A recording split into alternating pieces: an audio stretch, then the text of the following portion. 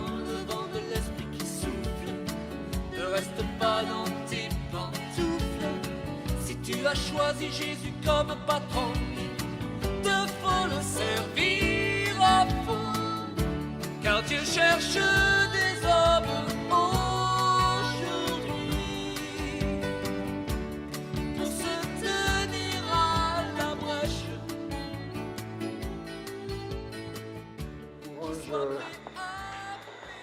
D'adoration à l'écoute même de notre Seigneur et Sauveur Jésus-Christ. Notre thème, c'est découvrir son ministère ou sa consolidation à travers la mission de Néhémie. Ça veut dire que Néhémie est pour nous un exemple. On aurait pu prendre un autre homme comme exemple, Abraham, David, Joseph, Samuel,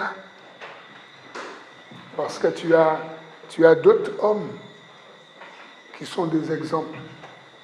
Mais nous avons choisi Néhémie depuis la dernière fois. Et juste rappeler un peu ce qu'on avait vu.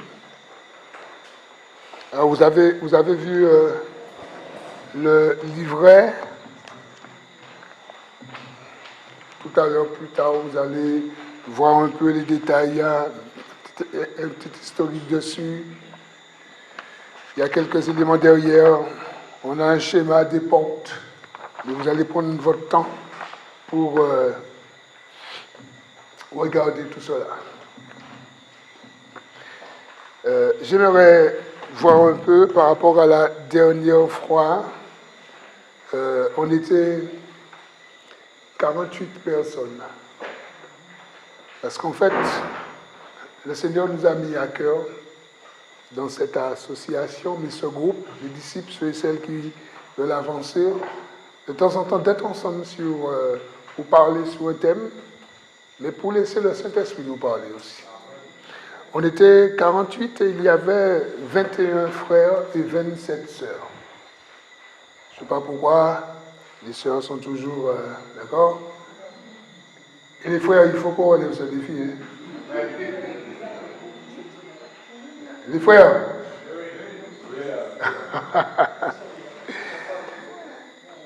Et nous sommes pour cette retraite 42.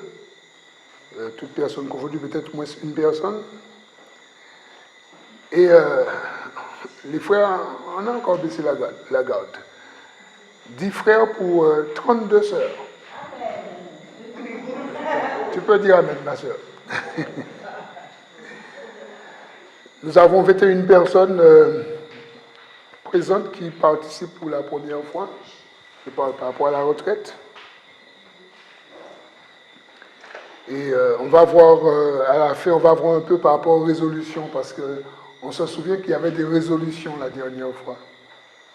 Et il est important de voir, par rapport aux personnes qui étaient présentes et qui sont encore là, il est important de voir est-ce qu'il y a une progression. On ne fait pas pour faire, mais on regarde là où on est parti et là où on est. Est-ce qu'il y a eu un progrès?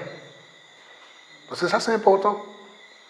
Nous ne voulons pas juste avoir des rencontres, mais nous voulons à travers ces rencontres voir le progrès. D'accord? On a avancé. On a reçu quelque chose. Mais ce qu'on a reçu, eh bien, le Seigneur nous a permis de faire fructifier ce qu'on a reçu. C'est très important, mes bien-aimés, chers disciples, lorsque nous nous rencontrons. Chaque fois, le Seigneur permet qu'on se rencontre. Ailleurs, on évolue. Chacun de nous, nous sommes dans un ministère, dans une assemblée, dans une église. On est chez nous, on est à notre travail. Mais ce qu'on reçoit ici ou ailleurs, de la parole de Dieu, de la parole du Saint-Esprit, eh bien, nous voulons avancer. On a étudié la mission de Néhémie.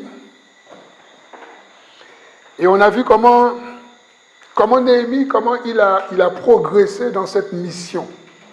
On a vu quelques portes, on aura l'occasion d'en parler. Mais sa mission était de prier pour les enfants d'Israël qui étaient rescapés, mais ces personnes qui vivaient dans un état laborieux, malheureux, dans la ruine. Les murs étaient en ruine, les portes étaient consumées, la ville était dans un état, mais bon, c'est mon entrée là, ils étaient là quoi. Ils étaient sortis, ils avaient été libérés, mais ils étaient là. D'accord? Dans cet état. Et à travers ce qu'on a vu, des fois, on est un peu dans cette situation. Peut-être pas nous, mais à côté. On peut avoir des frères, des sœurs qui se trouvent dans une situation laborieuse, un état malheureux. Et on a vu que Néhémie, il a été touché quand il a demandé des nouvelles. Et on a vu qu'il a été touché. Au verset 4 du premier chapitre de Néhémie, il dit, je m'assis, je pleurais, et je fus plusieurs jours dans la désolation. Néhémie fut plusieurs jours dans la désolation, et il est dit après, je jeûnais et je priais devant le Dieu des cieux. Néhémie priait. Néhémie jeûnait. Nous sommes en jeûne, mes bien-aimés. On ne jeûne pas pour faire la forme. On ne jeûne pas pour meubler un temps, bon, ben, comme nous pas rien à faire. Non. On jeûne parce qu'on a compris qu'on est dans un temps, les choses sont difficiles. On a choisi de jeûner parce qu'on a compris que c'est un programme que le Seigneur a mis en place. Néhémie a jeûné, Néhémie était désolé quand il a découvert la situation de Jérusalem, la situation de la ville. Quand il a vu que les murailles étaient en ruine, quand il a vu que les portes étaient consumées. Et nous savons que dans la Bible, la porte, elle est symbolique. Jésus s'est présenté comme la porte. Dans Jean 10, Jésus dit que je suis la porte. Jésus dit que tous ceux qui passent par moi, ils sortent librement et ils ont de bons pâturages. Ça veut dire que lorsque nous voyons la porte dans la Bible, ça doit nous faire un clin d'œil. Néhémie était désolé parce que toutes les portes étaient consumées par le feu. Et nous savons que lorsqu'on parle de porte, on parle d'accès. Pour entrer dans ce lieu, nous avons pointé des portes. Imaginons que les portes étaient fermées ou encombrées. Nous aurions des difficultés pour entrer dans ce lieu. Et on nous dit que les portes étaient consumées, la muraille était détruite, les murailles étaient détruites. Sommes-nous des Néhémies? Est-ce que nous sommes des Néhémies? Est-ce que je suis un Néhémie? Devant la désolation du peuple de Dieu, devant la désolation de la Martinique, devant la désolation de ma famille, devant la désolation peut-être de mon église, là où je me réunis, devant la désolation de ces choses, est-ce que je suis un Néhémie? Néhémie était désolé. Quand nous voyons que les pierres vivantes, vous savez que nous sommes des pierres vivantes, l'apôtre Pierre le dit dans 1 Pierre 2, nous sommes des pierres vivantes. Lorsque nous voyons que les pierres vivantes que nous sommes, ou la pierre vivante que ma soeur ou mon frère représente, lorsque nous voyons que ces pierres vivantes ont des brèches, lorsque nous voyons que ces pierres ne forment pas le mur de la maison de Christ, Lorsque nous voyons que ces pierres vivantes, d'accord, elles sont défectueuses, sommes-nous désolés comme Néhémie? Ou est-ce que, bon, il manque une pierre, il manque une pierre. Hein? Bon, il y a une brèche, il y a une brèche. Il y a une faille, il y a une faille. Ou est-ce que ça nous interpelle? Est-ce que nous sommes touchés comme Néhémie? Est-ce que moi, je suis touché comme Néhémie? Et on a vu que Néhémie était touché. Néhémie a pleuré. Néhémie a prié. Est-ce que devant l'état de ma famille, de mon peuple, est-ce que je prie? Est-ce que je tombe à genoux? Néhémie est tombé à genoux. Néhémie, serviteur de Dieu, son nom, on avait vu que son nom est défini par consolateur de l'Éternel. Le nom de Néhémie, c'est consolateur de l'Éternel. Suis-je un consolateur de l'Éternel? Est-ce que l'Éternel se sert de moi pour consoler? Jésus a dit qu'il est avantageux que je m'en aille, que je parte. Et quand je m'en irai, je vous enverrai un consolateur. Oui, le Saint-Esprit est appelé consolateur. Et Néhémie est appelé consolateur de l'Éternel. Suis-je un consolateur?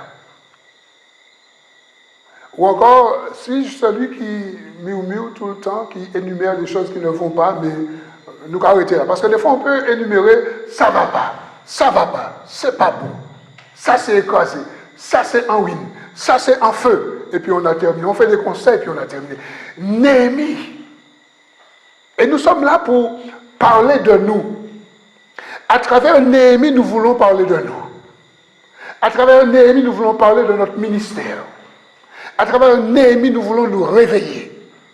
À travers Néhémie, nous voulons nous mettre debout. Parce que Timotinique nous regarde mal. Par contre, on ne veut pas se culpabiliser. Dernièrement, on m'a envoyé un audio. Oui, c'est un audio, je pense que ça doit être une sœur africaine. Vous avez dû recevoir cet audio, où elle pleure. Elle a fait elle est en train de louer, d'adorer, et elle a reçu une vision encore, une parole de la part de l'Éternel qui lui dit tu es en train de louer, d'adorer, et puis les gens meurent, les gens descendent dans la tombe sans le Seigneur. Mais si vous voulez, cet audio, enfin moi je parle de moi, chacun a son analyse. Lorsque vous écoutez cet audio, si vous ne faites pas attention, vous vous culpabilisez. Vous vous culpabilisez, mais ça dépend là où vous vous trouvez. Et quand j'ai écouté l'audio,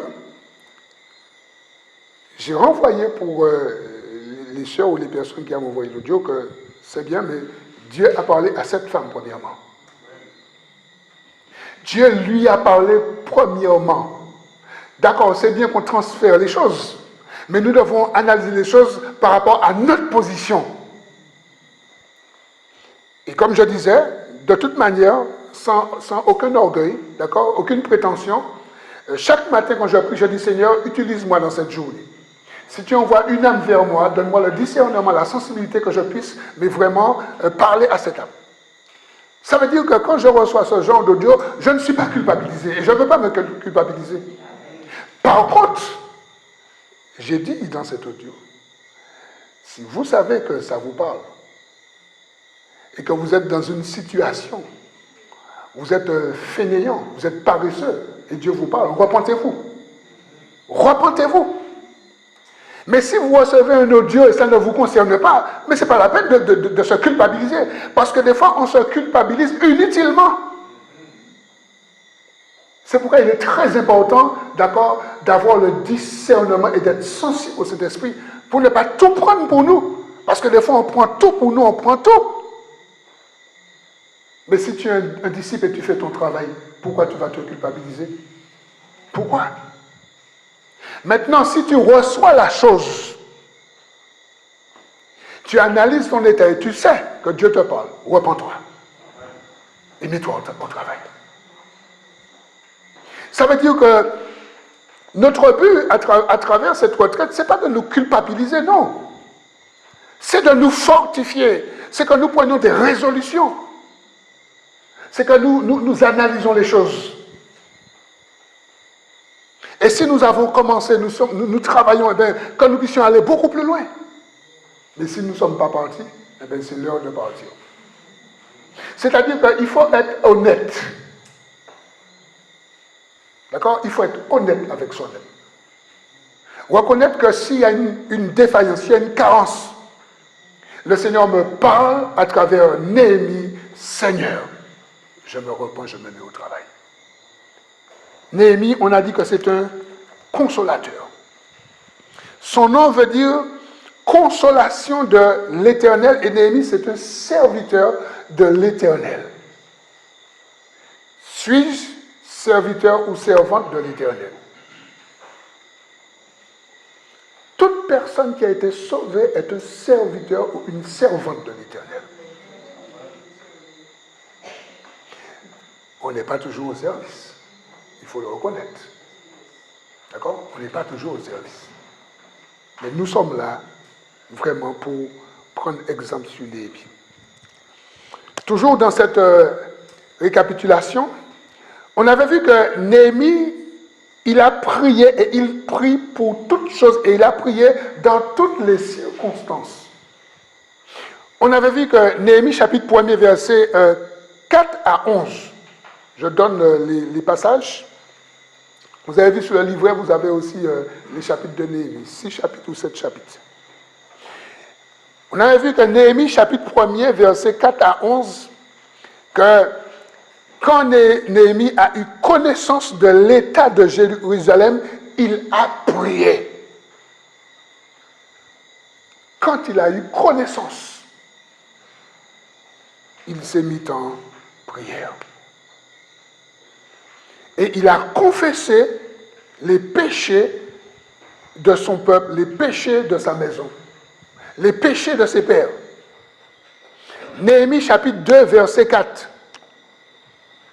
Néhémie a prié pour demander au roi l'autorisation de se rendre à Jérusalem. Vous voyez, Néhémie a prié pour demander l'autorisation. C'est fort. Quand tu analyses le serviteur, il prie pour tout. Il n'y a pas de ministère sans prière.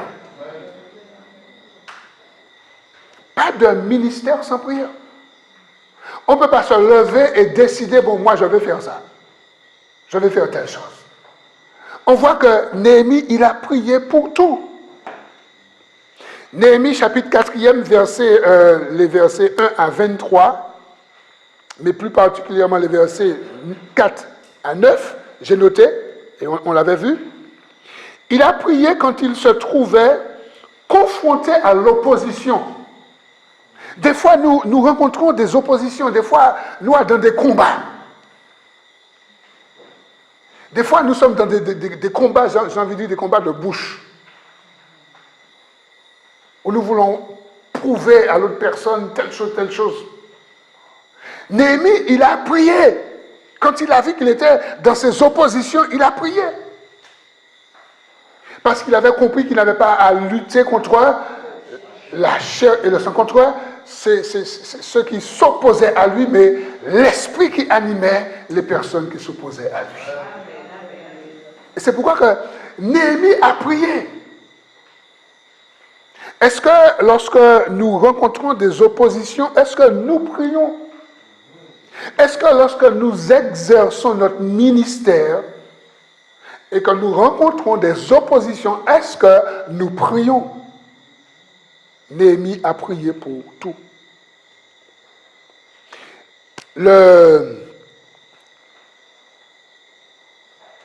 chapitre 6, le verset 14. Quand il fut l'objet de calomnie, il a prié. Là, il a fait la fête et puis nous, ça nous a fait. Nous a? D'accord. D'accord. Tu vois? Surtout lorsque nous exerçons notre ministère ou que nous essayons d'exercer, ou nous sommes dans les débuts de notre ministère. Nous tâtonnons parce qu'on n'a pas encore les repères. Et on se moque de nous. On commence à chanter. On commence à prêcher. On commence à distribuer des traités. On commence, et puis on se moque de nous. On fait quoi? On abandonne? On fait quoi? Qu'est-ce qu'on fait? On prie. C'est ce qu'on devrait faire. On devrait prier. Le chapitre 13e, verset 14. Néhémie a prié quand le travail s'est achevé. Néhémie a prié pour tout. Ça veut dire qu'un serviteur, une servante, quelqu'un qui exerce un ou plusieurs ministères doit être un homme ou une femme de prière. On ne peut pas exercer un ministère si on ne prie pas. On ne peut pas foncer tête baissée dans un ministère sans prier. Mais bien aimé, ça peut paraître simple, mais quelqu'un dit que ce n'est pas simple. Parce que lorsque nous fonçons tête baissée dans un ministère sans prier, c'est la chair. Et très souvent, on a des difficultés, on a des problèmes, on a des échecs. Et c'est pourquoi il est très important pour cet homme il a prié pour tout, il a prié en tout. Comment Néhémie, comment il va s'y prendre pour faire sa mission? Néhémie chapitre 2, versets 11 à 6. On va le lire. Alléluia.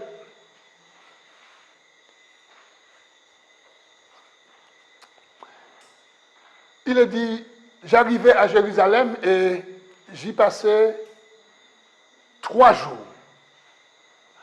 Après quoi, je me levai pendant la nuit avec les quelques hommes, sans avoir dit à personne ce que mon Dieu m'avait mis à cœur de faire pour Jérusalem.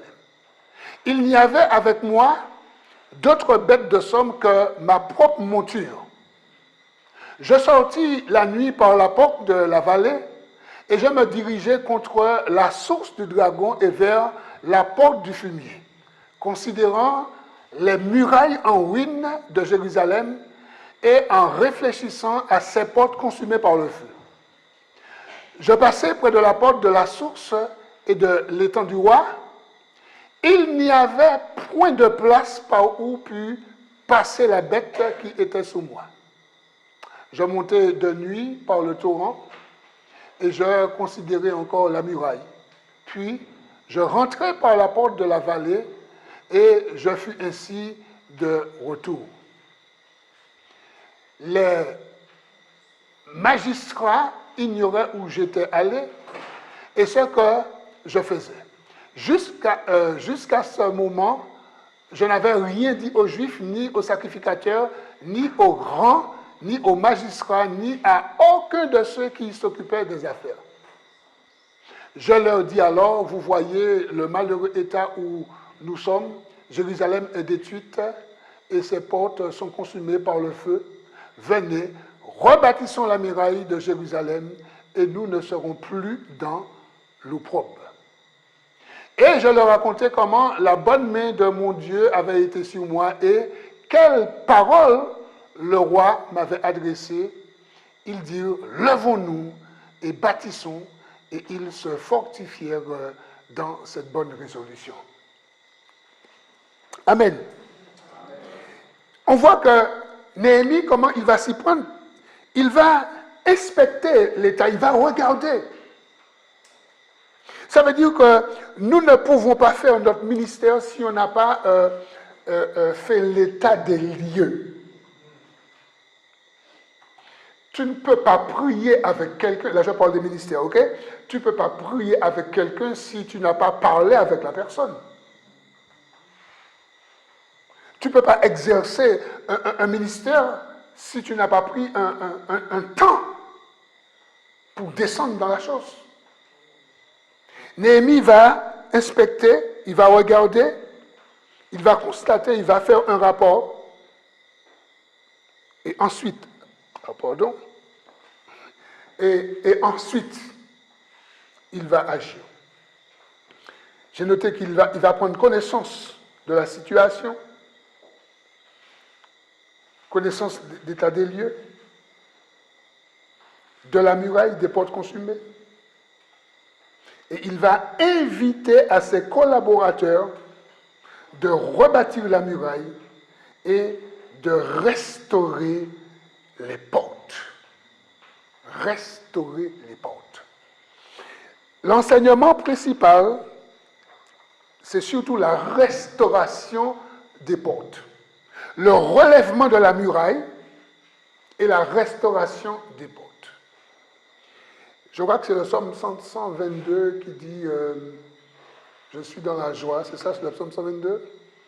Je suis dans la joie quand on me dit allons à la maison de l'Éternel. On peut, la suite, nos pieds s'arrêtent dans tes portes, Jérusalem. Jérusalem, tu es bâti comme une ville dont les parties sont liées ensemble. C'est là que montent les tribus de l'Éternel, selon la loi d'Israël, pour louer le nom de l'Éternel. Dans ce psaume, il y a quelque chose. On nous parle des portes, mais on nous parle aussi de toute la constitution de la ville. Mais ce qui faisait la force de la ville, c'est les murs de la ville. Une ville sans muraille, une ville sans mur, une ville sans porte, c'est une ville sans défense. C'est une ville dont l'ennemi peut entrer, peut sortir, peut faire ce qu'il veut. La notion de porte, la notion de restaurer les portes, ça parle de quelque chose.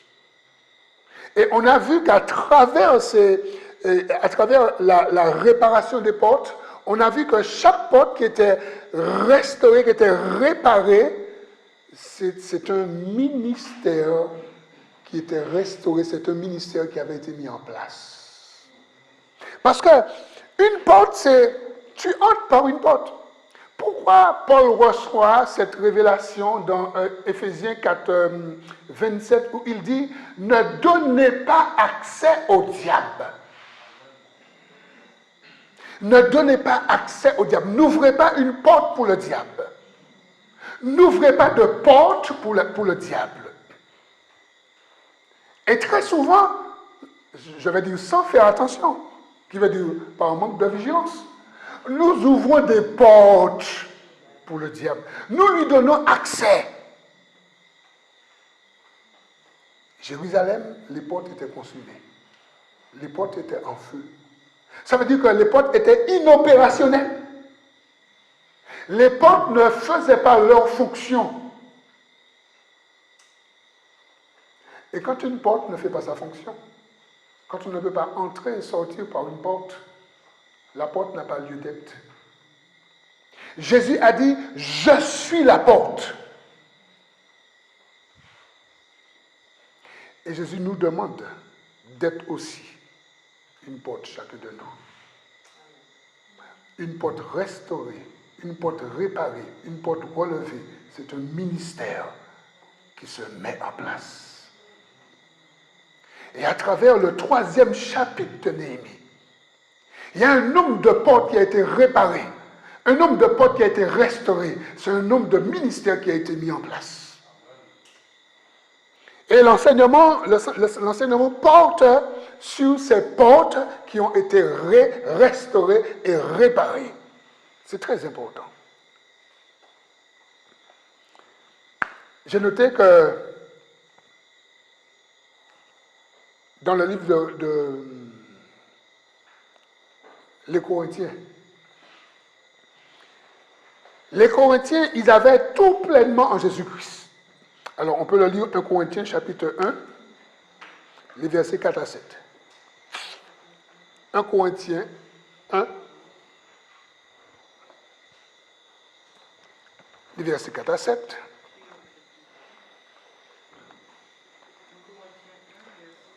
« 4 à 7.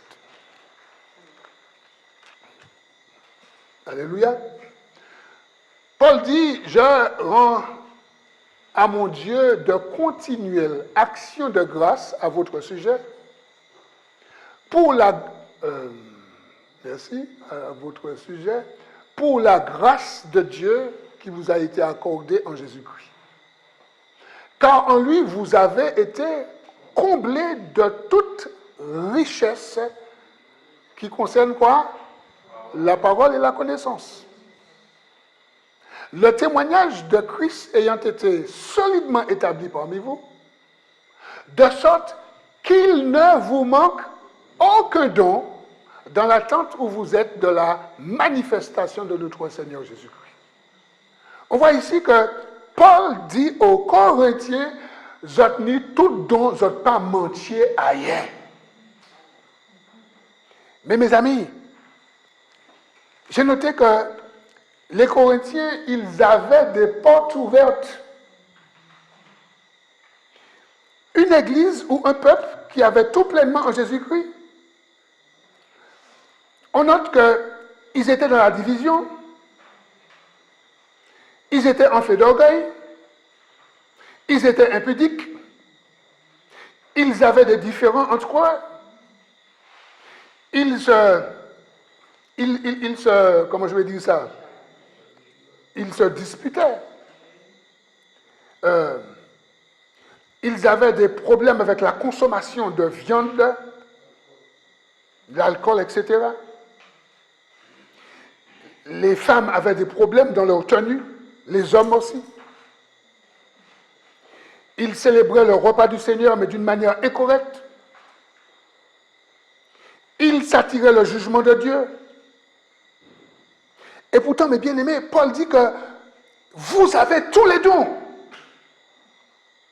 Ça veut dire que les Corinthiens, ils avaient des portes ouvertes. Il y avait des accès. Paul dit, ne donnez pas accès au diable. Il est très important pour nous de vérifier quelles sont les portes qui sont ouvertes. En clair, ça veut dire quoi? Ça veut dire que lorsque nous venons au Seigneur, même si nous ne connaissons pas encore nos dons ou notre ministère, nous avons tout pleinement en Jésus-Christ. Il n'y a personne qui soit en Christ qui n'ait pas reçu d'un don ou qui n'ait pas un ministère. Le mot ministère, c'est service. D'accord? Mais notre chair, notre je, notre moi, notre ego nous empêche de travailler avec Dieu. Et pourtant, nous avons tout pleinement Jésus-Christ. Je suis persuadé que ce que Paul a dit aux Corinthiens, le Seigneur le dit à chacun de nous, que vous avez tout reçu. Mes amis, si nous avons l'Esprit de Dieu, nous avons reçu avec l'Esprit de Dieu. L'Esprit de Dieu n'est pas stérile. Dieu ne nous donne pas son esprit vide. Quand il nous donne son esprit est complet, son esprit est équipé. Est-ce que nous sommes là? Dieu ne donne rien, d'accord, ne nous donne pas son esprit vide. Philippiens 4,13. Je puis tout par. Colossiens 2, 9, 10. Nous avons tout pleinement en Jésus-Christ. D'accord? En lui, nous avons tout. Christ en nous nous donne tout. Néhémie va entreprendre de réparer les murs de Jérusalem et il va entreprendre de réparer les portes qui étaient consumées. Je le redis, chaque porte consumée par le feu est un accès à l'ennemi. Chaque porte consumée par le feu est un accès à l'ennemi. Chaque porte inopérationnelle est un accès à l'ennemi.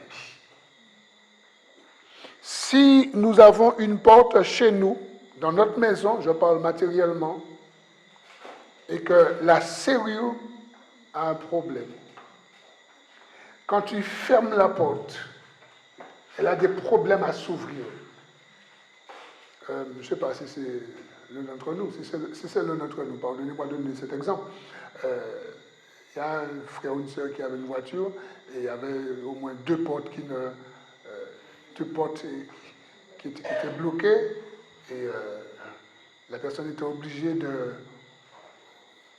de sortir par basculer le siège, sortir par la porte avant. C'est dangereux. S'il y a un accident, c'est dangereux.